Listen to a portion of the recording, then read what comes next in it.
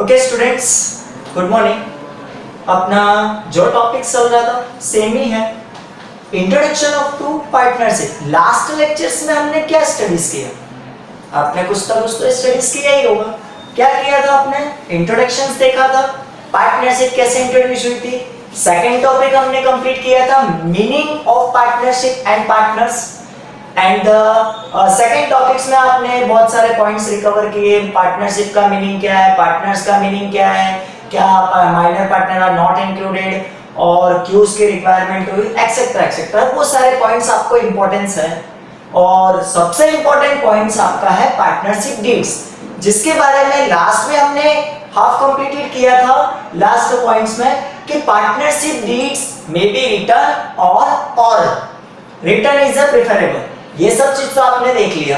अब next point क्या है कि जो पार्टनरशिप डीड्स हमारी दी गई है, पार्टनरशिप डीड्स, उसमें कौन कौन से पॉइंट्स इंक्लूडेड होंगे, which points are included in a partnership deeds.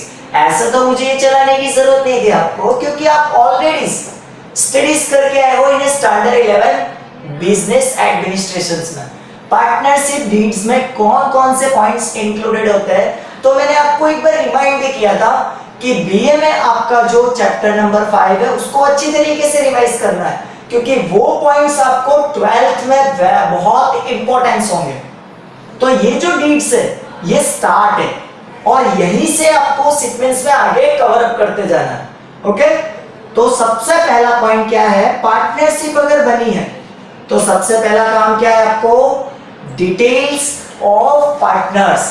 कोई भी पार्टनरशिप अगर फॉर्म है आपके पास, तो पार्टनरशिप फॉर्म में आपके सामने क्या होना चाहिए, सबसे पहले तो आपके सारे पार्टनर्स के आपके पास डिटेल्स होनी चाहिए। कौन सा पार्टनर्स कहाँ रह रहा है, कुछ भी अगर फ्रॉड करके वो जाता है तो आप कैसे उसको रिकवर करोगे, कैसे उसकी लायबिलिटीज को रिकवर कर पाओगे, और जो भी उसने फ्रॉड वर्कआउट किया है उसको आप अगर उसके ऊपर क्लेम करना है या उसके ऊपर केस करना है, तो आपके पास कोई रीजन ही नहीं होगा कि आप उसको रिकवर कर सको। इसके लिए सबसे पहला काम, जब आप पार्टनरशिप डीड्स तैयार करते हो तो आपको पहले रजिस्ट्रेशन करवाना है। तो रजिस्ट्रेशन के टाइम पर सबसे इंपॉर्टेंट पॉइंट क्या है, डिटेल्स ऑफ पार्टनर्स। कितने पार्टनर्स हैं? 3 पार्टनर्स। तो 3 पार्टनर्स में तीनों पार्टनर्स का नाम, उनका एड्रेस, उनका परमानेंट एड्रेस, वो लास्ट उनका कहां पर रहते हैं, उनका विलेज तक का एड्रेस आपको लेना पड़ता है, क्योंकि अगर वो डिटेल्स आपके पास है तो क्या है, फॉर्म में बिजनेस करने में इजीली हो सकता है। पहला पॉइंट क्लियर हो गया, पार्टनर्स की डिटेल्स। उसके बाद डिटेल्स ऑफ अ फॉर्म, ये भी इंपॉर्टेंट पॉइंट्स है। डिटेल्स ऑफ अ फॉर्म, पहले चीज तो आप बिजनेस कौन सा कर रहे हो, आपका फॉर्म का नाम क्या है, किसके नाम पर फॉर्म स्टार्ट कर रहे हो, आप जो भी पार्टनरशिप फॉर्म ले रहे हो किसके नाम पर। क्योंकि कभी कभी ऐसा भी होता है कि ऑलरेडी कोई फॉर्म चल रही है, आप अगर उसका नाम रखते हो तो वो सामने वाला आप पे केस भी कर सकता है, तो पहले वो भी ध्यान रखना जरूरी है। फॉर एन एग्जांपल, जैसे कि आपकी जो यूनिवर्सिटी है आकाश यूनिवर्सिटी है, अब आकाश यूनिवर्सिटी कोई दूसरा भी स्टार्ट कर देता है तो क्या होगा, प्रॉब्लम्स क्रिएट्स होगी, दोनों के मेंशन अकाउंट से अलग अलग सिचुएशन आएगी। तो एक ही अगर बंदा है उसकी अलग अलग ब्रांच है तो कोई प्रॉब्लम नहीं, लेकिन अगर दूसरा पर्सन उसकी ब्रांच का नाम ले रहा है तो वहां पर डिस्प्यूट्स खड़े होंगे। इसके लिए फॉर्म की डिटेल्स होना भी जरूरी है। Next point, types of business.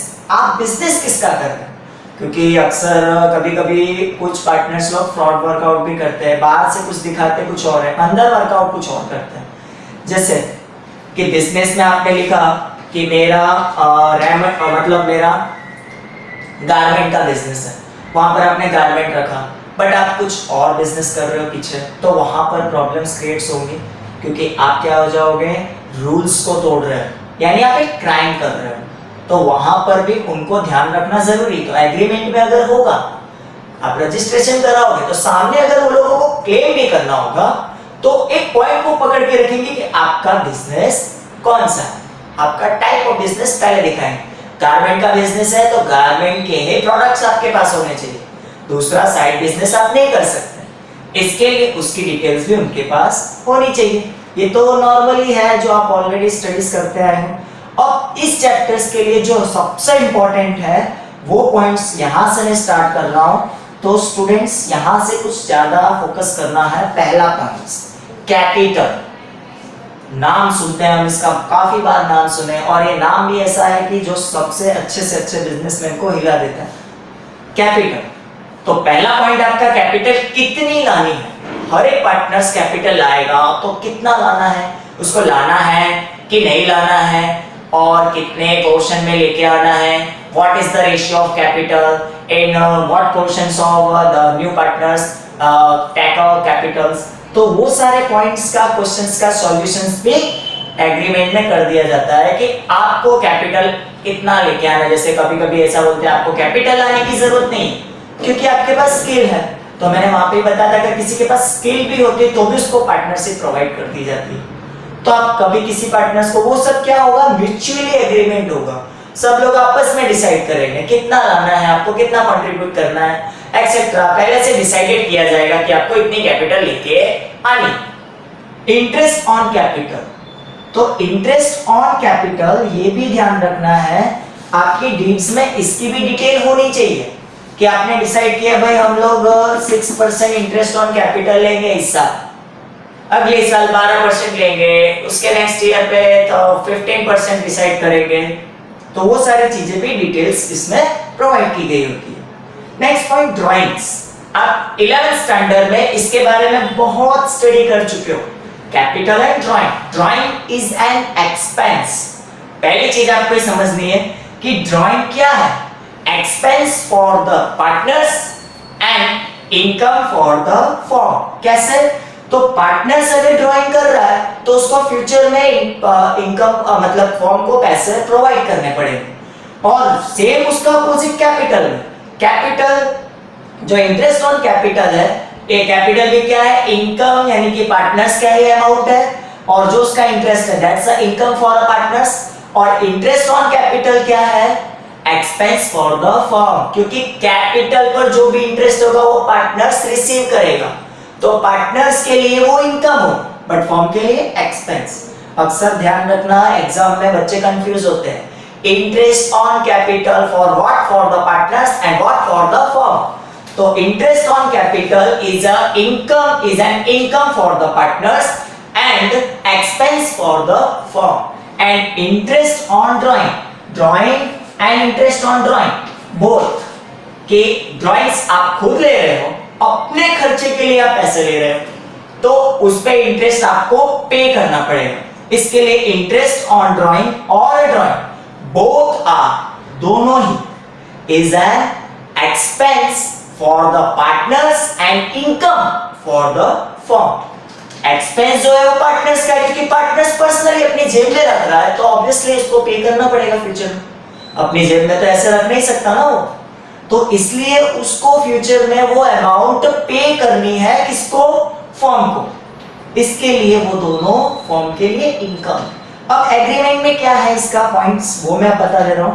कि ड्राइंग और इंटरेस्ट ऑन ड्राइंग ये भी एग्रीमेंट में डिसाइड किया जाता है कि भाई इस साल इतना ही ड्राइंग लेना है, भाई अपनी लिमिटेशन है, कोई भी पार्टनर 40,000 से ज्यादा ड्राइंग नहीं करेगा। 40,000 और उससे कम, उससे ज्यादा ड्राइंग नहीं करना। उन लोगों ने ये अपना प्रोपोगंडा रखा इस एग्रीमेंट में। और इंटरेस्ट में भी बताया भाई हम लोग इस बार 12% ड्राइंग पर चार्ज करेंगे, अगर आप ड्राइंग लेते हो तो आप 12% पेबल होने के हकदार भी। Okay, distribute the profit and loss. सब प्रॉब्लम्स यहीं पर ही खड़ी होती हैं, डिस्ट्रीब्यूट प्रॉफिट एंड लॉस, क्योंकि अक्सर सारे लोग बिजनेस करते हैं, वर्कआउट करते हैं, साथ में झगड़े कहां पर आके लोग करते हैं। आपने सुना होगा न्यूज़पेपर में, मैगजीन्स में, टीवी में कि भाई ये पार्टनरशिप टूट गई है, इनके बीच में बहुत सारे प्रॉब्लम्स क्रिएट्स होने लगे। तो क्यों होते हैं, main point profit and loss पे ही आके रुकता है कि एक्चुअली जो प्रॉफिट जिसको जितना मिलना चाहिए अगर नहीं मिलेगा तो प्रॉब्लम्स आएगी। जैसे for an example, 3 partners A B C, तीनों में से ए और बी ही पूरा वर्कआउट कर रहे हैं, सी मेहनत ही नहीं कर रहा, और प्रॉफिट डिस्ट्रीब्यूट के टाइम पर वो आ रहा है मेरा भी हिस्सा चाहिए, तो क्यों भाई दे, सीधी सी बात है ना। अगर दोनों जन ही मेहनत कर रहे हैं, प्रॉफिट दोनों जन के बीच में ज्यादातर मिलना चाहिए, सी क्यों और कंट्रीब्यूट कर रहा है उस टाइम पर। तो ऐसे झगड़े ना हो इसलिए वो लोग पहले से एग्रीमेंट में डिसाइड करते हैं भाई इस तरीके से रेशियो डिस्ट्रीब्यूट किया जाएगा 3:2:1, 1:1:2, 3:1, 2:1 एक्सेट्रा, और उसी बेस पर प्रोवाइड किया जाएगा। और उसमें एक कंडीशन लिखी होगी कि अगर कोई पार्टनर्स वर्कआउट कंप्लीट नहीं कर रहा तो उसको प्रॉफिट में जो प्रॉफिट उसका दिया जाएगा, प्रॉफिट मार्जिन, उसको थोड़ा कम किया जाएगा। That's a point of reconstruction, यानी कि उस कंडीशंस पर जो पार्टनर्स वर्कआउट कंप्लीट नहीं कर रहा है तो उसको उसका जो प्रॉफिट है वो डिक्रीज किया जाएगा, और उसका प्रॉफिट किसको प्रोवाइड किया जाएगा, ए एंड बी।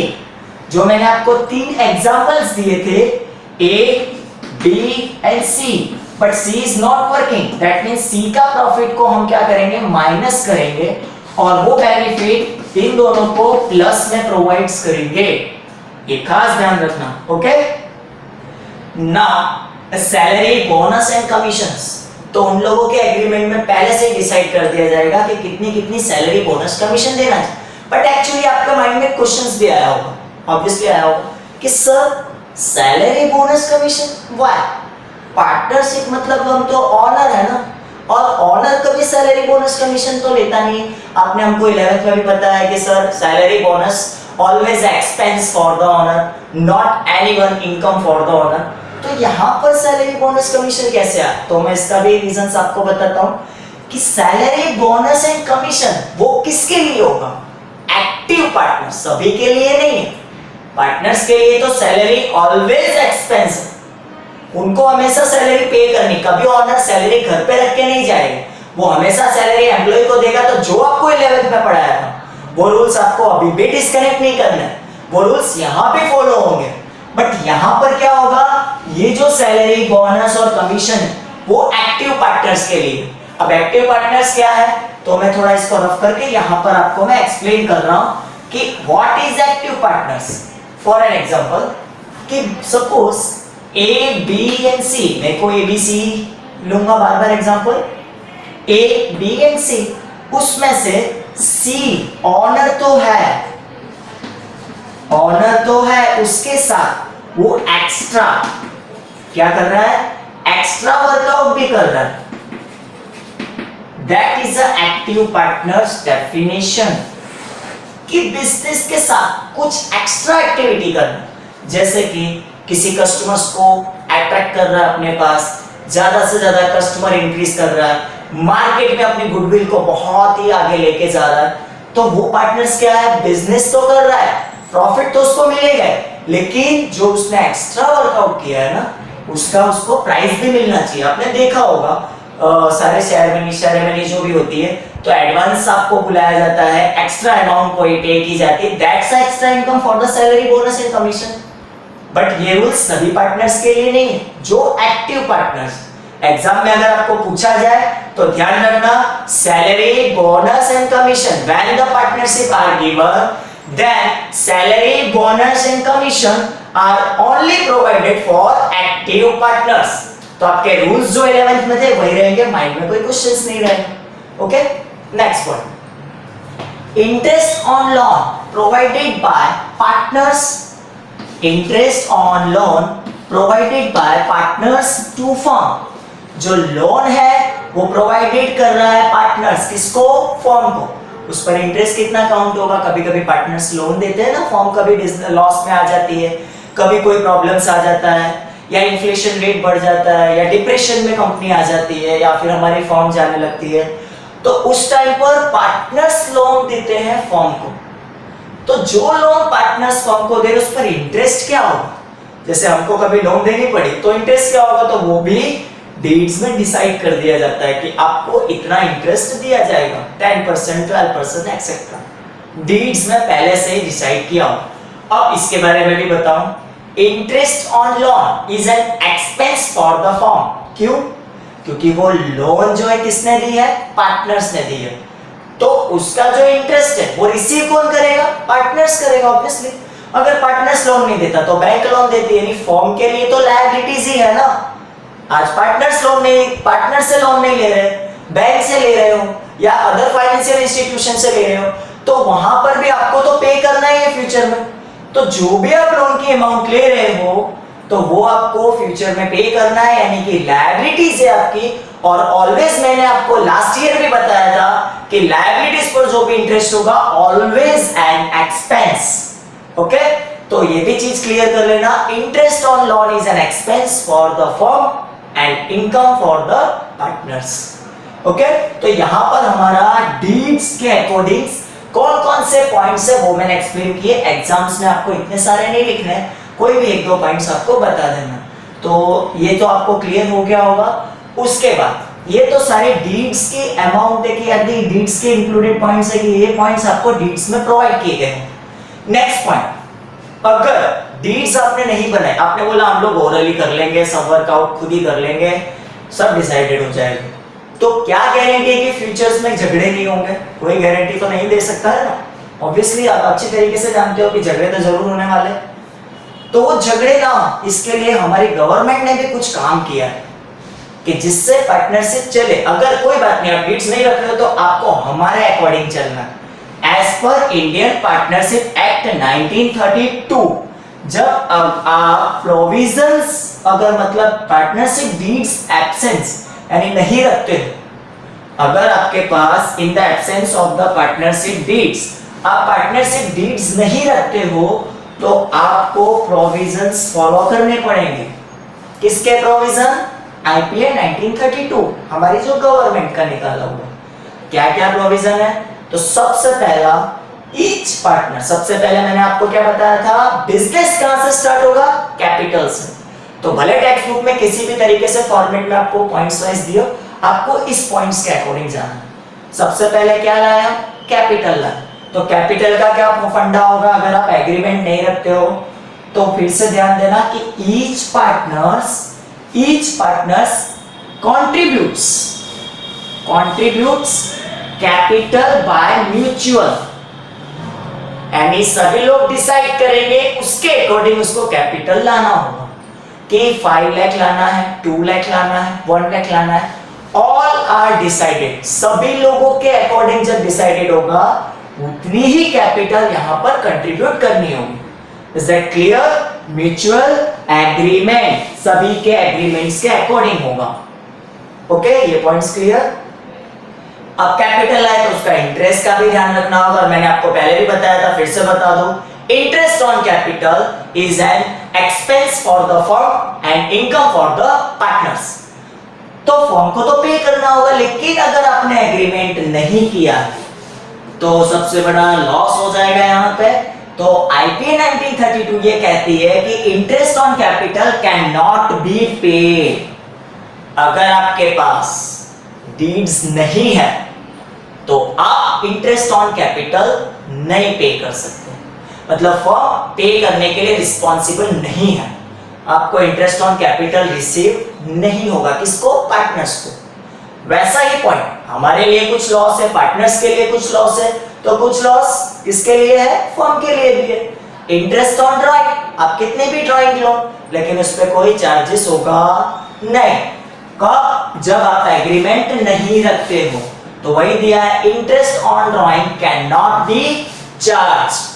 तो इंटरेस्ट ऑन ड्राइंग भी आपको चार्ज नहीं करना है, यानी वहां पर आपको बेनिफिटेड मिल जाएगा। ओके, एग्जाम्स में, एमसीक्यूज में और वीएसक्यू में जरूर आपको, एमसीक्यूज में जरूर आपको कंफ्यूज करेंगे कि as per 1932 act provisions for the partnerships how much percentage of interest on capital. तो ध्यान रखना वहां पर एक ऑप्शन होगा नॉन ऑफ द गिवन या फिर नो इंटरेस्ट, तो आपको उसी पे ही टिक करना है। Interest on capital, interest on drawing, both are not charged or not paid in a partnership form as per IPA 1932 Act। इसको खास ध्यान देना है। ओके, एग्जाम्स में बार बार कंफ्यूजन होता है। पहला क्वेश्चन ऑलवेज ये कंफ्यूज करता है कि एक्सपेंस किसके लिए और इनकम किसके लिए। दूसरा क्वेश्चन कंफ्यूज करता है कि कितना परसेंटेज चार्ज होगा जब पार्टनरशिप डीड्स हमारे पास नहीं होगी। तो इंटरेस्ट ऑन कैपिटल और इंटरेस्ट ऑन ड्राइंग पे कभी कोई भी चार्जेस नहीं होगा। चार्ज कहां होगा? अब ये ध्यान देना है आपको। इधर अक्सर स्टूडेंट ये 6% देखते हैं ना क्वेश्चंस ऑप्शंस में, तो क्वेश्चंस भी नहीं पढ़ते, सीधा टिक कर देते 6%। इसका खास ध्यान देना, क्वेश्चंस को पहले स्टडी करना है, रीड करना, 2 बार पढ़ो क्वेश्चंस को कि क्वेश्चन में आपको इंटरेस्ट ऑन कैपिटल दे रहा है, इंटरेस्ट ऑन ड्राइंग दे रहा है कि इंटरेस्ट ऑन लोन दे रहा है। तो एज पर आईपीए 1932 सिर्फ और सिर्फ interest on loan is payable for the loan given by any partners, यानी जो लोन पार्टनर्स ने फर्म को दी थी उस पर ही चार्ज किया जाएगा, और वो भी कितना, 6%। तो अक्सर ध्यान देना किस पर है ये 6%, interest is payable for the loan, इसको मैं सर्कल कर रहा हूं, interest payable for the loan given by any partners, उस पर 6% चार्ज किया जाएगा। Okay, salary, bonus and commission can not be paid, इधर मैंने आपको बताया था पेड करना है एज पर एग्रीमेंट, लेकिन किसको, एक्टिव पार्टनर्स को। यहां तो कोई भी पार्टनर्स हो, सैलरी, बोनस एंड कमीशन किसी को भी पे नहीं किया जाएगा as per IPA 1932 act. Salary, bonus and commission are can not be paid, ये ध्यान देना। ओके, नेक्स्ट पॉइंट, लास्ट, जो मैंने आपको सबसे उस टाइम पे भी बताया था जहां झगड़े होते हैं, वो पॉइंट फिर से आ गया, प्रॉफिट एंड लॉस। तो वहां पर भी अगर आपके पास एग्रीमेंट नहीं है तो कोई पार्टनर्स अपनी मनमानी नहीं चला सकता कि मैंने 70% शेयर मैंने दिया है कैपिटल का, तो प्रॉफिट पर पहला राइट्स मेरा है, ऐसा कुछ भी नहीं। किसी ने कितना भी कैपिटल दिया, क्योंकि कैपिटल के लिए भी रूल्स था, म्यूचुअल एग्रीमेंट। हमने तो आपको कहा था कि 50 लाख देना है, 70 लाख आपने दी अपनी मर्जी से, तो दैट इज नॉट फेयर।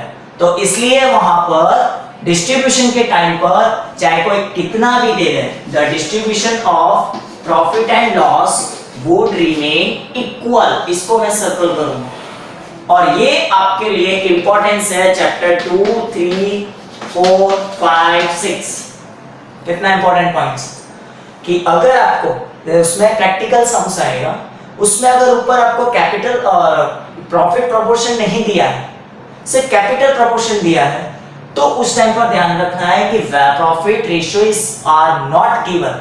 तो एट दैट टाइम आईपीए 1932 क्या कहती है, profit ratio would be remain equal proportion, यानी कि जब एग्रीमेंट नहीं है आपके पास तो जितना भी प्रॉफिट है सभी के बीच में क्या हो जाएगा, इक्वली शेयर होगा, चाहे किसी ने कितना भी इन्वेस्टमेंट किया हो। ओके, फिर से मैं रिवाइज कर दूं एक बार पॉइंट्स को एज अ रिव्यू में, जिससे आपको कंफ्यूजन क्रिएट्स ना हो।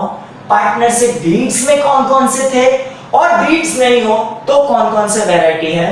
तो डिटेल्स ऑफ अ पार्टनर्स, ये तो क्लियर ही आपको, पार्टनर्स की डिटेल होनी चाहिए, फर्म की डिटेल होनी चाहिए, बिजनेस की डिटेल होनी चाहिए। कैपिटल में दोनों में कंपैरिजन बताओ, जिससे आप डिफरेंस का पॉइंट भी लिख सकते हो। यहाँ पर कैपिटल कितनी लानी है, एग्रीमेंट में जितना दिया होगा। यहाँ कैपिटल कितनी लानी है, जो सभी लोग डिसाइड करें, किसमें, 1932। Interest on capital as per agreement, मतलब एग्रीमेंट में जितना इंटरेस्ट ऑन कैपिटल दिया होगा, और यहाँ पर इंटरेस्ट ऑन कैपिटल पे कोई भी पेमेंट नहीं होगा, can not be paid. Interest on drawing वो भी फर्म डिसाइड करेगी, एग्रीमेंट में आप डिसाइड करोगे, बट अगर आपके पास एग्रीमेंट नहीं है तो इंटरेस्ट ऑन ड्राइंग चार्ज नहीं होगा। Salary, bonus, commission only for active partners, active partners के लिए ही सैलरी, बोनस, कमीशन दिया जाए। इधर तो फिक्स ही है, सैलरी, बोनस, कमीशन पेड ही नहीं। ओके, उसके बाद आपका था डिस्ट्रीब्यूट प्रॉफिट एंड लॉसेस। तो यहां पर distribute profit and losses firm decide करेगी, वो एग्रीमेंट में सिचुएटेड होगा, बट इधर प्रॉफिट रेशियो क्या होगा, वुड बी इक्वल। बार बार मैं प्रेशराइज कर रहा हूं, IPA 1932 act, in the absence of the partnership for deeds, the profit and loss would be remain equal proportion. हमेशा ध्यान रखना, अगर एग्रीमेंट में दिया है तो वही प्रोपोर्शन होगा, बट एग्रीमेंट में ना दिया तो किसमें होगा, equal proportion. Okay, next important point, it's a very important point, that's a interest on loan. Very important points in examinations. Interest on loan would be provided by partners of a firm. वो partnership deeds में अगर दिया है तो वही लेना, but अगर ना दिया हो, एग्जाम में क्वेश्चंस पूछा हो, तो वहां पर 6%। बट कंफ्यूज नहीं होना, सिर्फ interest on capital, sorry interest on loan पर ही 6%। Interest on capital, interest on drawing, both are not charge and not paid. Okay, इतना कॉन्सेप्ट माइंड में रख लेना। Is that clear? ओके, इसके बाद जो नेक्स्ट क्वेश्चन है वो आपको नेक्स्ट लेक्चर्स में प्रोवाइडेड करूंगा, वो भी बहुत ही इंपॉर्टेंट क्वेश्चन है। इसके बाद हम सीखेंगे profit and loss appropriation accounts, मतलब दो मेथड्स आप सीखोगे, फ्लक्चुएशन कैपिटल मेथड और फिक्स कैपिटल मेथड। उसमें कौन कौन से अकाउंट्स हैं उसके बारे में स्टडीज करेंगे, फिर हम शॉर्ट सम्स पे जाएंगे। Okay students, bye.